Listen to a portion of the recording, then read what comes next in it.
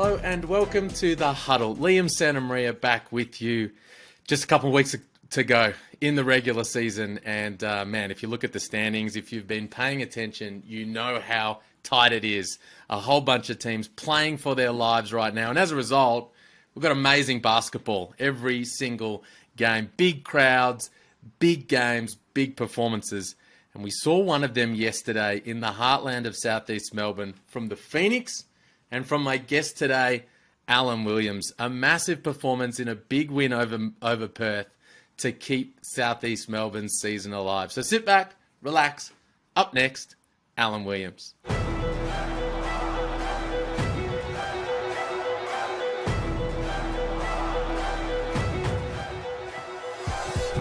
Big Sauce, mate, how's it going? Thanks for joining me. Yeah, I'm going well. Thank you very much. Thanks for having me. Appreciate it. On your day off, too, mate. That's chilling, big time. Chilling, yeah. So it's when Liam Santamaria calls and says they want to get you on the huddle, then you find time. Appreciate it. I mentioned the result. We're recording this, of course, on Monday, 23rd of January. Yesterday, what a massive game for you guys. What an awesome atmosphere it must have been for you and a big performance for yourself. What was your big takeaway from that win over Perth? Man, big time win for us, as you said. One we needed to keep our season alive. And as I said at the end of the game to the fans directly, we got some of the best fans in the NBL. They show up every time, no matter where we play. And we could definitely feel their energy in our last game for sure. I think you can feel theirs and they can feel yours, my man. Like earlier in the season, the win over Melbourne United, this is our city. And yesterday, in a crucial period of that third quarter, you were really kind of bringing the energy to get your teammates going, but also to get that crowd going. You enjoy that interaction between you and the fans, no doubt. Yeah, absolutely. You know, it's a two-way street. I bring it and they bring it, and together it turns into something really great. So my game has always been one of a lot of energy and trying to keep the crowd engaged. End of the day, that's why we're playing the game, is to entertain these great fans out here and provide a good brand of basketball. And so when they show up like that and they bring energy, it's on me to bring mine, and I got a lot of it. Were you like an energy guy since way back when, like coming through as a youngster? Yeah, I mean, probably my parents could probably tell you stories.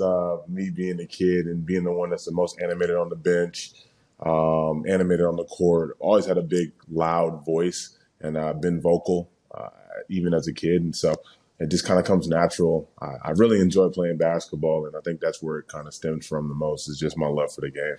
And of course, in that sort of smaller stadium at the State Basketball Centre, it's almost like like a high school or a college gym, but it's packed to the rafters. And anytime you get a small gym that's completely full, standing room only, you can create an enormous atmosphere. Do you enjoy that more, or John Cain when maybe it's not full, but there's more people in the stands? Yeah, that's a great question, and one that I've actually thought about quite a bit here after being able to compare the two places. Obviously, playing at State Basketball Center is amazing. There's so much rich history just about the state of Victoria's basketball scene and even Australia basketball further than that. It's great to play there, but there's something about playing in that big arena at John Cain that kind of just brings it all out of you, and you get your best performances in a place like that because you want to put on a show. It's a bigger stage, you know, but definitely a special, intimate feel at SBC too. You put on a show, mate, yesterday. What was it? 27, 14, and 6. What was it about that game, that situation that kind of brought out your best in an enormous line like that? Yeah, you know, first obviously starts with my teammates finding me in places that I can be effective. I'm not a point guard, so I'm not the one with the ball in my hands most of the time. So a lot of it is relied on good schemes by our coaching staff, and as well as my teammates being able to find me in the right spot. But overall, I felt really good going into the game. Was really confident.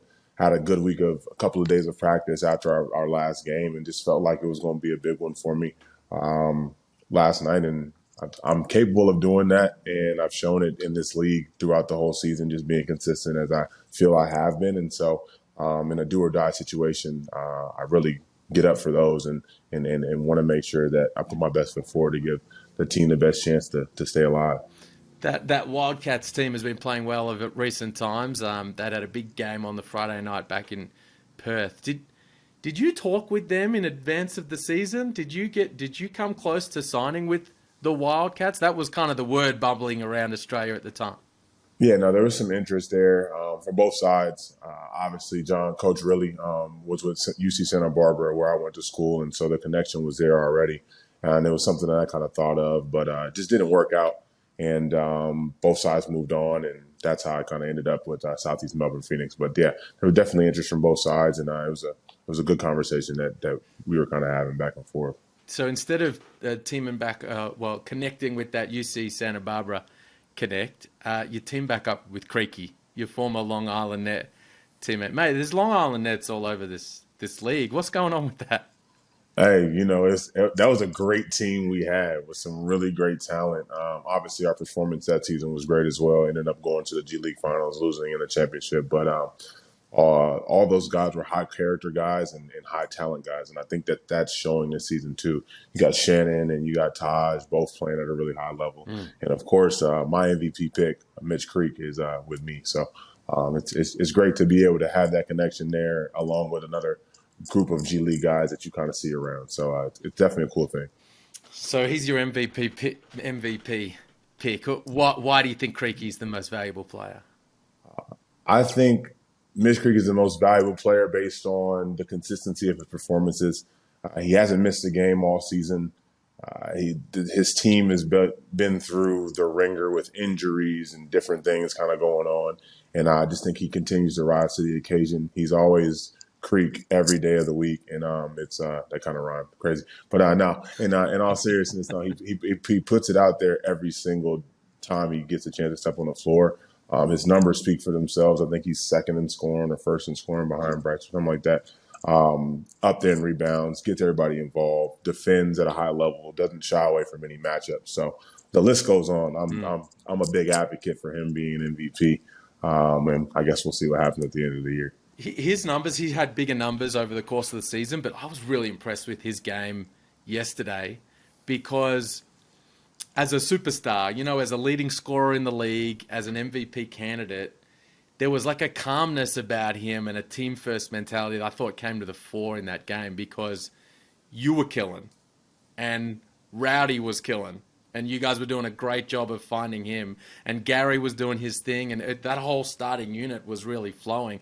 So he didn't feel the need to kind of like impose his will on the game in a kind of forceful way. He just kind of played, which I think sometimes, you get late in the season and guys have a chance to win the scoring title. They have a chance to add an MVP to their trophy cabinet. And all of a sudden, the way they go about the game starts to change a little bit, whereas that didn't happen with Creek yesterday. No, he's a big time team first kind of guy, and you get a lot of people that say that they are, but I think he truly lives that. And last night's game was a testament to that. Obviously our team is talented, and when we have all of our pieces together, I think we're like 12-4 or something like that. So we could easily be up there in the mentions with one of the better teams of the league.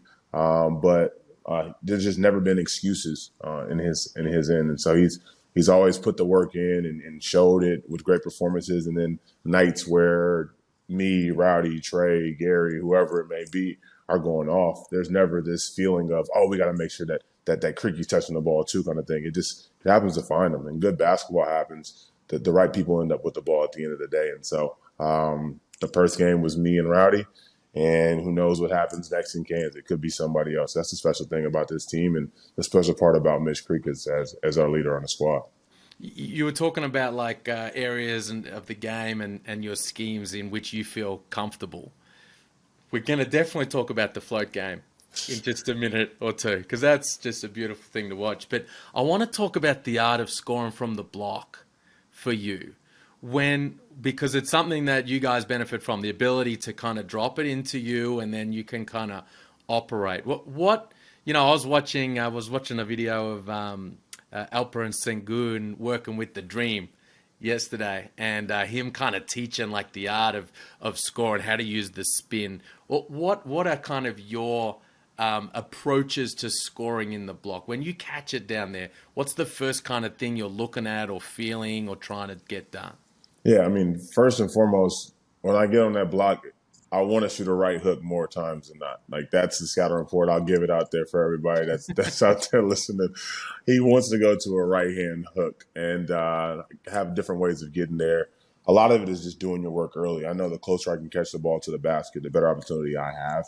I can get extended and face up and drive and spin and do those kind of things, but I really like being right around that basket and using my size to Mm. seal off my defender and keep them behind me. So at Hmm. that point, they're kind of at my mercy and hope that I miss it rather than affecting the shot. And so it's definitely something that I've been able to continue to craft and build as I've gone on in my career. But it's always been an emphasis in my game. Like even as a kid, I was on the block. In high school, I was on the block, college, and all throughout my career. It's been that way, and so obviously different parts have expanded. My touch and my floater, stuff like that, all has come about to be able to score in a pick and roll without dunking the ball. But that Mm. block is my bread and butter. So I like being there. I was talking on the broadcast yesterday about like your ability to and desire to kind of initiate contact in that situation because you've often got defenders who are taller or longer or they jump higher, and you've got to find a way to kind of turn that situation to your advantage. Now, one of them, of course, what you're saying there, you try to get them under the bucket as you catch it. But if not, I often see you trying to like initiate the contact so you're at least getting the shot off or at least getting to the free throw line, which is huge because, like sometimes guys they don't want the contact. They want to fade or they want to go to this that avoids the contact. Where it seems to me like you're seeking it out. Yeah, no, I'm a big body. I'm not a little one of these tall, springy guys that you're starting to see kind of come about at the five position nowadays. I'm a true big, and I think I'm one of the few true big men in the NBL, and I got Mm. to use that to my advantage. And so, like you're saying, that creating the space initially just kind of lets me know where my defenders are, and I use my body as like my antennas. And obviously, I can't see them if my back's to them, but I know that if I feel a right arm here, then that baseline spin is there. Or if I can get them off with a left elbow there, I can create some space and make that defender try to react and try to make a play. And at that point, I can go into it and get a foul or get an and one. And so there's just a little nuance and stuff. And maybe I try to seek contact out a little bit too much, which is probably why I have issues with offensive fouls or missing some bunnies around the basket because I'm seeking contact. But I think in my 8 years as a professional, it's done me pretty well to go out and initiate that initial contact and kind of set the tone for that possession. And then there's the floater. Floater. Then there's the ball screen, the short roll catch, and the floater. Or often it comes off maybe a creaky post catch, the double. Your man just helps a little, and you get that catch just below the free throw line. Sometimes it's at the free throw line. Yep. There's been one or two that have been a step beyond. Tyler Harvey brought the long range floater to the NBL 2 seasons ago. We fell in love with it. But from the center spot, what you're doing with that thing. And in fact, yesterday, you probably didn't see any of the New Zealand Sydney game, but Will McDowell White put on a floating I watched floater. the end of it. That was a master class. That was a master That was a class. beautiful thing. Talk to me about how you developed that shot and when you like to go to it. Yeah, I actually don't even know the inception of the shot, to be honest. It was just kind of something that happened. I know in college, didn't play a bunch out of the pick and roll just because the college game was a little slower, more slowed down, and I got the ball on the block or I had some face up opportunities at like the free throw line and elbow, and I would use a spin move or to get through it. But as I developed and the talent that I was playing against was more athletic, I found myself having more and more issues of moving the defenders the way that I wanted to, and I wasn't able to get my shot over these taller guys. And so when I got to the NBA and I was in Phoenix, we were just running pick and rolls with myself and Tyler Eulis, and I just caught it right there around the dotted line and just started putting it up, and it was dropping. I'm like, yo, this is a nice one. I get it off quick. You can't really time it because I'll hit it in and out, and then throw it up there and it goes in. But it's definitely something that I've incorporated into my regimen of workouts over the summer, and it's something that I'm continuing to improve on. The touch has always been there in my life, but just now with this floater, it's continuing to expand, and I kind of want to shoot a 3-point floater one day. I don't know how Simon would feel about that. Maybe not this season, but hope somewhere down the line, hopefully, I can get one of those off. Because I hit one against DJ Mitchell in the Brisbane game, and he we were running down court, and he like, "Oh, you shot that from the free throw line?" And I looked down, I was like, "Oh, I didn't even realize that I did it." Most times when I'm putting it up, I don't know where I am. I just know where I want the ball to go. So it goes in. Okay, we would love to see that. Hey, listen, if that happens, I need you to find the camera. I know where the camera is all the time. And I'm looking for it. I gotta be out there. Because when I spoke to Gary earlier this season, he said, I've never had a dunk in a game, but he's like, there's something about this season that makes me feel like maybe I'm going to throw one down. And he's like, and when I do, I'm going to find the camera, I'm going to point to you and say, hey, I told you on the huddle. There it is. 3-point floater. I'm right there at the camera. I might hold it for you and then just smile at you. Good man. Hey, how are you enjoying playing in the NBL? I love it. It's still at this point, obviously it's not a young league, but in the growth in which the direction it's going on, it's still at its kind of young point, and you can just tell that it's due for just this explosion of talent, resources, interest, and everything kind of going on. And to be a part of that at this stage is a real honor for me, because it's not often in your career do you get a chance to really help to try to cultivate and build something that's bigger than you. And so I take that on with a lot of responsibility and a lot of pride to be a representative of this league all over the world. And so that's with talking with my friends playing in Europe or the NBA or whatever it is. It's really giving the props to the NBL and how it's run as a league, and the direction that I think that it can go in. It's really exciting. It's funny because you're kind of talking about the league in that way, but I guess the Southeast Melbourne Phoenix as a club are kind of similar, right? Like young, building something, trying to kind of get to that next level. What have been your impressions of the club that you're a part of late in your first season there? Yeah, for a young team, it works and operates like an older one. Obviously there's pieces that have come from all over the NBL, whether it be the CEO or whether it be the head coach or assistants or what have you, players included. But it just feels like it's on the verge of being something special, and a team that can last in this league and compete for championships year in and year out. A really strong fan base and a really good tie and connection with the community. I mean, us as players, I'd like to think we have probably the best impact within our community out of all the players in the NBL, just because we're out there so much speaking to kids at school and doing different things to try to tie in that community feel. And it's a representation of our ownership group, of our management group, and of who we are as coaches and players. We all want to be involved and engaged with the community because we know how important that is for the growth of not only Southeast Melbourne Phoenix, but the league as a whole in the NBL. So it's something that we definitely take pride in. And the city that you're based in, Melbourne, you guys are obviously the southeast, you're in the southeastern corridor, those suburbs out there. But the city centre, like I know you're a bit of a foodie. Yeah. We got great cuisine in Melbourne. Have you got to experience the city over the course of the season? Absolutely. Anytime I get a day off, I try to go out and do something. My partner and I were at the Peninsula Hot Springs earlier today, getting a nice soak in. That was great. Dinner everywhere around the CBD and beyond. South Bank is super close to us. You got the Aussie Open going on. So there's always something happening here within Melbourne. And it's just been an incredible experience for me here. It's just being able to see and do things that, when you first initially hear about Australia, you don't think that's what's happening. But it's booming, or it's on, as some of my teammates would say. It's definitely on. It's on. Now I know why you had such a big game yesterday. You had a Peninsula Hot Springs booking in place. There it is. That's probably what it was. I was looking forward to it too. I was like, I want to get a good game in so that I get a good relaxation and really can just chill out.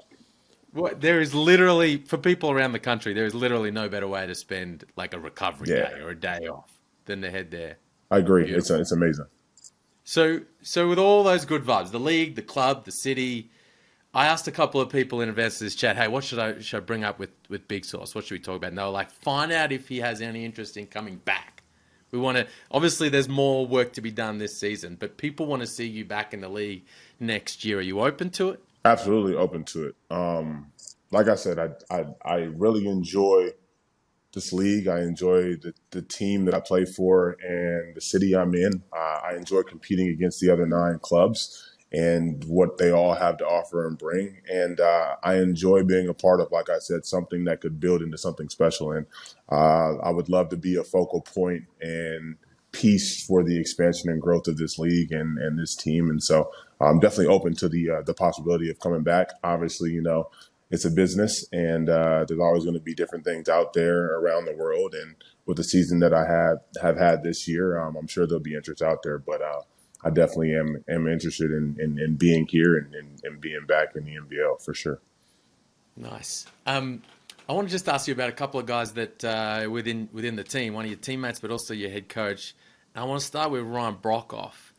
Did you have like a word to him, or did you wrap your arms around him post game yesterday? Because that was rough watching on the screen and seeing him as distressed as he was late in Yeah, that game. it's crazy because I had to like go back and watch to see that portion of it because us as players on the court, we didn't see it. So like I didn't know what was Mm, going on until almost afterwards. I'm listening to the press conference and I'm hearing Simon talk about it. I'm just like, whoa, I had no idea. And so, mm, um, it's just tough, especially for the type of person that he is. And if anybody knows Rowdy, they know how great of a person he is.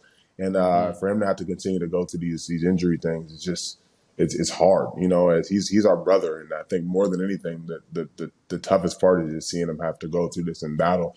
Aside from the fact that we won't have his expertise on the court with us, it's just seeing him struggle through that is it's really tough on all of us. And so, prayers are always with him, and we're going to do everything mm. we can as a playing group to continue to support him in this process, and just hope that he can get better as fast as he can.